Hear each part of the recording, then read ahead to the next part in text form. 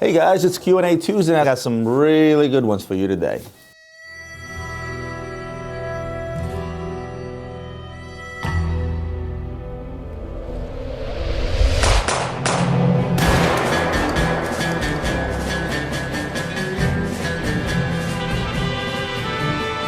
First one comes from Saravanan Silvamani. I hope I got that one right. Let's just call you S. So S asks, hi Roman, awesome videos. I've been a subscriber to your channel for quite some time. Thank you. And I have almost watched all your videos. I really appreciate and respect your opinions about the industry, and kudos for you for being completely transparent. I have a Rolex 116618 LB, and if you can pop that up there, that I just bought brand new in August. And also a PAM 289, which just came back from service at the Panerai Service Center here in Singapore. I'm having a hard time selling the watch as I want to purchase another gold Rolex for my wife as a wedding gift. Do you have any advice for collectors such as myself to have an exit strategy for hard to sell pieces? And share with us your exit strategy. And I don't really want to sell to dealers who literally want to offer us bad prices. Thanks, and looking forward to your videos every week. Keep up the good job and hope you're successful one day to own your Grail Skymoon Tourbillon as your retirement piece. Cheers. I love this question, and you mentioned me being transparent. I'm going to be completely transparent with you as well. And I'm going to defend my fellow dealers, even though I don't know who it is that you dealt with. Now, there are plenty of dealers out there that try to what we call a rip, okay? A rip. That's a terminology we use when we steal a watch. Yoink. Again, another term. But we basically buy something cheap or under its real value so that we're able to make what's called an abnormal profit, right? PAM 289. Well, let's talk about the watch specifically, right? This is a rose gold watch. I went online, I saw there was one on Chrono 24 for $19,000, and the watch off the top of my head retails at, let's just call it 30 even, right? And let's do the math. Dealer cost on Panerai is 45 bags. So let's take 30, for argument's sake, let's take 31,000 times 0.55, makes it 17,000. What that means is in the regular market, not in a market where Panerai happens to be hot, which happened to be a few years back, not in a market where there's a shortage, if I call my dealer, I should be able to get that watch at 10 over cost, which makes it 39.5 back, right? So let's do, once again, 31,000 times 0.605, which would make my cost on the watch $18,750, and therefore I'm gonna be more than willing to, if I wanna make 10%, if I'm selling this watch on my website, if I add 10% to that, I'd be selling that watch for roughly $20,630, making my 10%. If somebody pays me with a check or bank wire, I'll be happy. I'm netting about $2,000 profit, a little under, right? Which is a regular profit for me to make. Now let's take this watch and make it used. If you're competing against someone that can sell you this watch brand new for $20,600 or $630, where do you need to be to sell that watch used? You'd probably say to me, a reasonable number is anywhere from 17 to 18,000, depending if it's complete, how clean it is, and so on and so forth. I will tell you right off the bat, because the first thing they say, well, wait a minute, I just had this watch serviced at Panerai. Doesn't add any value, especially to a dealer. Maybe to a private customer, but to a dealer, it doesn't add any value. And the reason for that is because we can't service these watches at a fraction of a cost ourselves because we warranty these watches, and I do the same. So the fact that you had it serviced and probably paid, I'm guessing somewhere around $2,000, also doesn't add any value. So take that out of the equation. So today, if I'm going to sell this watch, let's say pre-owned, to compete with somebody that can sell that watch brand new for $20,600, I want to put it up there for somewhere around 17,000, 16.5 to 17.5, maybe 18,000, right? Now what happens? If I'm putting this watch up for, let's say, let's call it a fair middle, let's go 17,000, right? And I want to make 10%. So 17,000 times 0.9, that means I want to buy this watch somewhere around 15,300. This is in a normal case scenario, but we're not in a normal case scenario today. We are in a scenario where the Panerai market is kind of dead in the water. Not a whole lot of calls from Panerai. I have a lot of Panerai stock that sort of sits. They are selling, but they're not selling like they used to. I remember the times where I could sell a Panerai a day, or maybe even 5 Panerais a day, if I was able to get the stock. We're not in that position today. So now I'm looking at it a little differently. I'm saying to myself, well, wait a minute, I could potentially sell this watch for $17,000. Again, now we're talking strictly off my website. If I can potentially sell this watch for $17,000, make my 10%, but at the same token, I know it might take me up to 6 months to sell it, I'm gonna wanna make 20%. So I'm gonna take that $17,000 and multiply it by 0.8. That brings me down to $13,600, which to you would probably seem like an unreasonable offer. But wait, there's more. Now I'm selling this watch across a multitude of platforms. Luxury Bazaar sells on luxurybazaar.com, on eBay, on Overstock.com, on Amazon, on Chrono 24, on First Dibs, on Rulala, on Guild, on StockX. these platforms all carry fees, right? And these fees can get pretty hefty, upwards of 15%, right? Depending on the platform that you choose. So now I'm going to take that 13.6 and I'm going to take another 15% off, and I'm going to multiply that times 0.85, and all of a sudden I'm down to $11,500 on this watch, which seems to be a very unreasonable offer on a watch such as this, because you probably paid north of $20,000 for it if you got it when it first came out and it was still hot. And this is where these lowball offers, or so it seems to the end consumer, come in when it comes to dealers. But if you break it down with numbers, just like I did now, all of a sudden it seems reasonable. Let's back it up one more time. I was at 13.6. Let's put 13.6 back on the clock.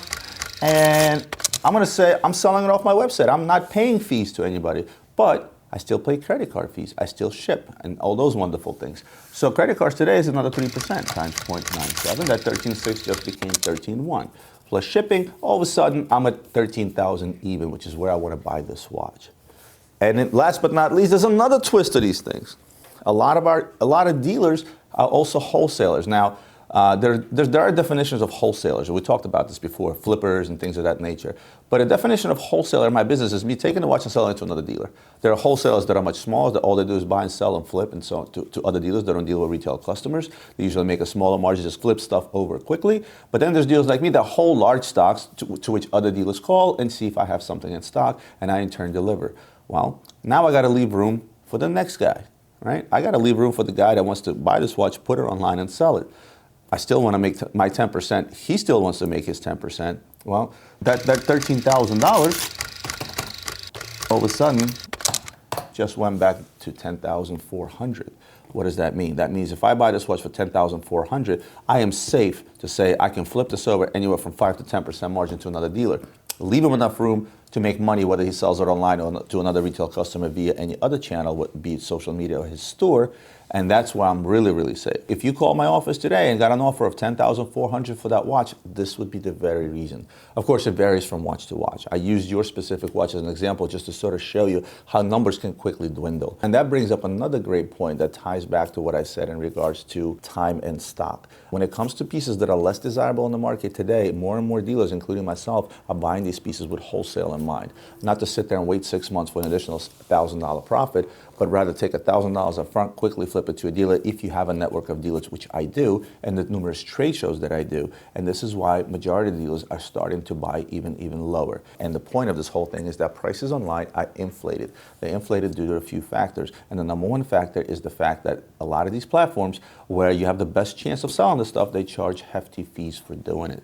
And that's why when you go on Chrono24 and see that watch up there for $19,500, and you call me and I give you $10,400, you're going to be like, well, why? I don't get it. You're lowballing me and trying to steal the watch. So that's sort of my rebuttal to what you said in regards to dealers trying to lowball you or give you a bad price, as you mentioned. If you do the math the way I did it, it starts to make sense. Now, your actual question is, what do I do if I don't want to sell to a dealer? I have an answer for that too, but it comes at a cost, and I'll tell you what that cost is. It's risk. Whenever you put a watch online, you risk of getting frauded. And there's so many fraud cases out there, from guys sending fake wires, fake checks, charging something on somebody else's credit card or charging it on their own and then charging it back, and so on and so forth. If you're a private individual and you put this watch up, let's say on a Chrono24 platform, right?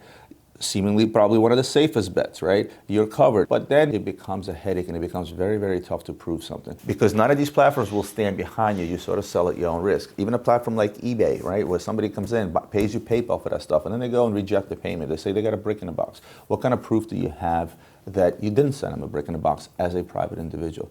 I told you I did a video before, guys, where I showed you the process of this watch actually leaving my office, where I have video cameras literally taping it from the time it goes onto a shipping table, into the box, gets packed up, sealed, and out to the FedEx truck. So if somebody out there decides to charge back a credit card, I have hefty evidence. I have receipts, proofs of purchase, and the fact that I'm a company that's been around for 17 years and I'm not in the business of frauding anyone. As an individual, you might have a hard time disputing with credit card companies, with platforms, with PayPal, etc. And on top of it, there's all the other fraud under the sun that people come up with ways to defraud somebody who's not experienced selling online, and they target guys like you. Boards are even worse. if you put the stuff up on the board somewhere. So the question becomes, it becomes a matter of risk. And keep in mind, these platforms are still going to charge you the same percentage. They're actually going to charge you more than they charge me because I have preferred status on a lot of these platforms. I get charged less fees than the next guy because I sell a lot on there. There's certain levels of sellers that you can hit where they charge you less fees. Where as a newbie or somebody that wants to sell one piece here and there, you're going to be charged a lot more. So at the end of the day, you're taking on that risk in order to make maybe an extra 10%, 5 to 10%. And this is where the realm of selling this watches on your own is. I'll tell you the best way to sell the watch. And it is to a dealer, believe it or not. But not to a dealer who you didn't buy the watch from, but to a dealer who you bought the watch from. When a customer comes to me and says, I want to buy a particular watch, I sell it, I make a certain margin. My rule of thumb, and I tell this to all my repeat clients, right, is I try to get them the value back within 10% of the retail price. Let's go back to my math board. $31,000 times 0.7. Let's say I sold you this watch for 30 off, which was 21.7, right? I made my 10%. I'm happy. Everybody's happy. You pay me however you pay me. I can cover any fees, whether it's credit card fee or what have you. Now, I try to say to my clients that, look, when you go to trade this watch back in, and I said, keyword trade this watch back in, I'm going to try to get you the value on that watch used within 10% loss of the retail price, not the sales price. So I'll take 31,000 times 0.10. 10% of the retail value is $3,100. I sold you the watch for 21.7 minus 3,100. I am at 18.6. It's a watch that I will most likely will not be able to sell for 18.6, right? Especially considering today's market, right? Which is why I never guarantee this. I always tell people that, look, markets change, especially if a prolonged amount of time went by. And when they tell me, wait a minute, come back 5 years later and they say, wait a minute, you said that you could probably try to get me within that 10% price range. I tell them, look, things change. Yes, if the market were to be the same as it was last time, then certainly I would pay you that number. But most of the time, I eat the difference. I make it up on the sale of the next watch. And at the same token, my client is happy. Again, return clients equal more business over time, more referrals and things of that nature. So we don't always have to make money. And I talked about this before, where oftentimes I've lost money on watches that I've sold to clients and bought back from clients. But if you think about it, at the same token, it's a pretty fair deal if you think about a used watch, right? Plus, if you're the guy that bought it from me and you want to trade it in towards the next watch, I'm almost obligated to get you as close as possible to the other price, because nobody wants to buy something for $20,000 and then trade it back in for 10. Unless I tell you ahead of time.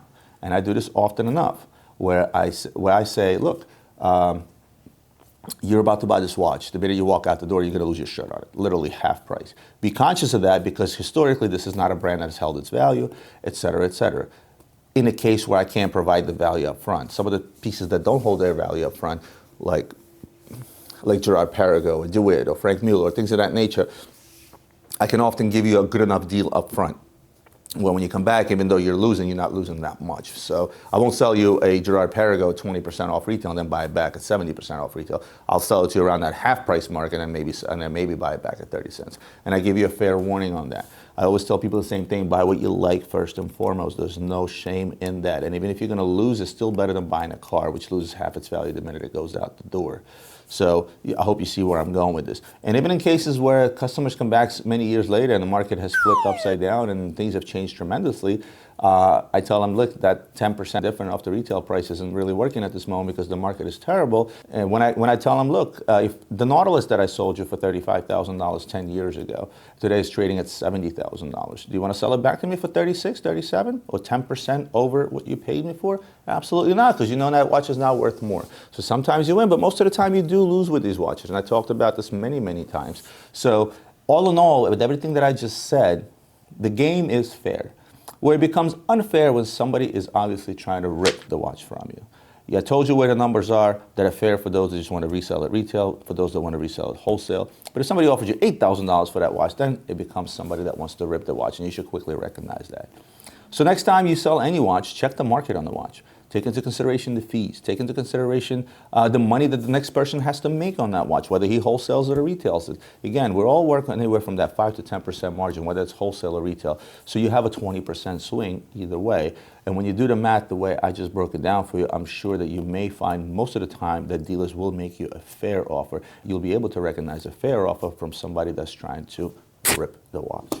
Hope that helps. Next question comes from EPD. Thank you for your endless knowledge of your content. Can you please discuss the topic of table clocks and their importance, from the Patek egg-shaped ones to the newer MB&F pieces?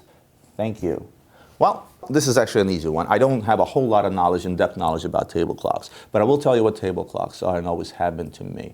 They have been a historical part of horology going back a long time, way before wristwatches, right? We had tower clocks, and we had big clocks, and we had grandfather clocks, and we had table clocks. We had all these clocks before a watch even made it on the wrist, so history is definitely there.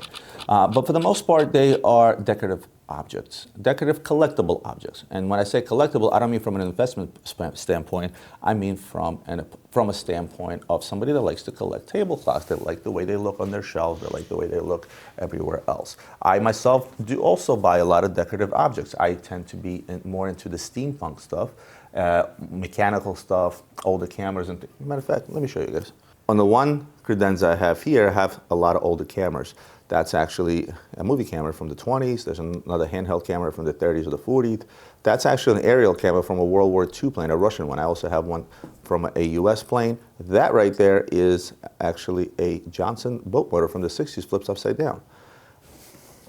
Back there, on the other credenza, that right there is salesman samples for gym equipment, believe it or not. That's 100 years old. Those are little machines. They're actually, most of them are actually leg exercise machines that date back 100 years. This is the stuff that the salespeople would tote with them when they try to sell you gym equipment. So this is the kind of stuff I like to collect. Are they really worth the money that I spend? No, they're more or less collectibles. With that said, so are most of the clocks. Now there are some clocks out there that hold value well, certain Patek Philippe clocks, like the egg clocks, and they fetch a lot of money. There are certain clocks that are super, super rare, but there are also clocks that you can buy that are iconic for no money, as I say, $1,000 and under. Jaeger-LeCoultre Atmos clock would probably be a great example there. There's a slew of them online. And because they made so many of them, you can pick those things up fairly cheap, even some of the older ones. And it's a pretty phenomenal clock, considering that it works off of atmospheric pressure, right? Hence Atmos clock, right? Which brings me to MB&F. MB&F is something that I actually want to, I want to get a collection of for myself to go along with some of the other mechanical things that I have in my office, but they're expensive.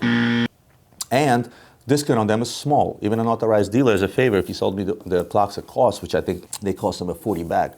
For me to get a 5, 6, 7 of those clocks is going to set me back quite a few thousands of dollars. But I love those timepieces. I love those clocks. I think they're super innovative. I think they're super cool. Some of his other mechanical objects that are not clocks are also super cool. But, you know, they get expensive. You know, these things won't be an investment. These things will be beautifully, beautifully decorated objects. And depending on the demand on some of them, depending on how they're done, they're going to cost you more money. I've sold other clocks before. I sold a Cartier clock that was this big. And that clock was originally made for Prince of Brunei. It was by Asprey of London and Cartier. And they charged them like $3 million for that clock or something. I think we ended up selling the clock somewhere around $600,000 or $700,000. I don't remember exactly. That had 5 kilos of gold in it, diamonds and rubies, and it actually had value in material. Plus, it was a Cartier, and it was made for Asprey, and it was made for Prince of Brunei. There are exceptions to the rule, obviously, and the clocks can get up there. Clocks can get up there in the millions, depending on how they're done, and mostly due to the fact that they're done by a big name, such as Cartier or Asprey of London. They're heavily decorated with diamonds, rubies, emeralds, as well as a lot of gold. I have some table clocks that I bought for the house, but they're the smaller ones. They're actually more travel clocks. They're not table clocks, but they're called travel clocks. They're small from Cartier. I have a bunch of them. The coolest one I think I have is I have one sitting in my foyer. It's about this big. It's got a lapis lazuli bezel, I guess you can call it, around the clock, and it's really, really cool. And those little travel clocks from Chopard, de Grisogno, Cartier, and anybody else for that matter, you can pick up fairly inexpensive, under $1,000. I think I paid $700 for that one, or maybe $800 for that one. But you can find those things online. Those travel clocks are a really good alternative to collecting brand name clocks that actually look good and won't really break the bank like the Patek egg clocks per se. Last but not least, I'm going to have Ian pop in a clip from Bob Marin's office. He's a big collector of clocks. Patek clocks, where each clock is like $10,000, $20,000, $30,000, but good luck selling them. Yeah, they may be worth that. That was the last sales price on them. If he picked up the $1 million of clocks that he has in his office and tried to sell them today, he'd still get pennies on a dollar because they're a very, very tough sell. Not a whole lot of clock collectors out there today, unfortunately. Well, this episode is running kind of long, but so I hope you guys hang in there with me. I'll take one more from M-Tech, no 1K. Will an X-ray magnetize a watch? How do you care for a leather strap? How do you clean your watches? Your videos are awesome. and the team, Ian, do an amazing job. Thank you very much for those kind words. Actually, I will not magnetize a watch. I talked about taking your watch through an x-ray machine at the airport. No, we will not do that. Now, what I haven't tried is taking a watch and put it under an x-ray for an hour and see what happens then. I don't know why anybody would ever do that. The short amount of exposure that your watch may have to an x-ray machine, such as the airport machine, or while maybe you're taking an x-ray somewhere of a sprained ankle or something, no, it will not affect the watch. Leather strap, leather cleaners. I mean, leather's leather, and there are various leather cleaners out there. The most common problem with leather strap, though, is sweat, right? First of all, it turns brown, almost black, and after a while, it just starts to feel a little nasty and it starts to wear out. When a leather strap starts to wear out and it starts to crack on the sides or from where you, if you have a tank buckle from where you're putting the watch on and off, you really don't have anything you can do without it besides replacing the strap. But if you got a stain on it, if it's something that you want to just clean up, it's a watch you don't wear often enough, and your leather cleaner out there, that's good, that you can clean your leather couch with, you can clean your straps with just the same. As an alternative, if you do sweat a lot, what I wear is I wear my watches loose. If you guys remember, some of you guys complain about me always doing this, right? I like it this way. But when in the summer I wear a watch like this, even on a leather strap, there's not that great a contact between my wrist and my strap. It's not really tight, so I don't really sweat as much under my wrist. If the strap is super tight, you will sweat more, and the strap will get darker, and it will get worse over time. So one of the things that you can do, and a lot of watches out there allow you to do that, is put on a rubber strap when it comes to wearing these watches in the summer. Most watches come with rubber straps as well nowadays. It's become pretty popular over the years, so that's another alternative. Last but not least, again, when you're out there buying an expensive watch, the price of the strap relevant to the price of the watch is very insignificant. Yes, straps get up there in price. AP offshore strap, $546, I think, is the retail price on the straps. It does get pricey, but if you think about the fact that you're putting it on a $20,000 watch, it doesn't seem so bad. What I often tell people, if you're gonna buy a watch that you're gonna hold on to for a while, buy an extra strap with it right away if it's a leather strap. So then when it wears out, if the watch got discontinued or something else happened, and you're not running around like a chicken with your head cut off, trying to find another strap for this watch that may no longer exist. So that's another good tip I can give you on that. As far as cleaning my watches, I told you guys before, if it's just minor dirt that gets under sports watches between the bracelets, soap, water, light toothbrush, one that has very soft bristles, will always take care of that, provided it's a waterproof watch. If it's not a waterproof watch, polishing cloth. This is one from actually a pair of sunglasses. This always can, when you do this to a watch with this particular thing, it's not abrasive, it can always take off any dirt smirks you may have or whatever you may have to sort of clean up the watch. Stay away from abrasive stuff. Like we have these Luxury Bazaar things. They're somewhat abrasive, you can tell. If I flip it over, you can kind of tell that it's dark, and because we use these for jewelry. It will leave like little hairline marks on them. And if it gets too bad, like I said, have it polished by a professional, and stress professional. The worst thing you can do is give somebody a watch that hacks it and doesn't do a professional job polishing it. Anybody that wants to take your watch, and who's especially a jewelry polisher, they tend to do this, they take this watch and they start polishing it as it is. In order for the watch to get professionally polished, it needs to be taken apart, part by part. Each part needs to be polished separately because often they have different finishes that are going different ways, especially on AP. So get it done by a professional. That's my best advice to you. Well, guys, that's it for me for today. I hope you enjoyed today's episode. As always, like, share, comment, subscribe if you're not already a subscriber. Do all those wonderful things that help my channel grow. And I'll see you guys next Tuesday.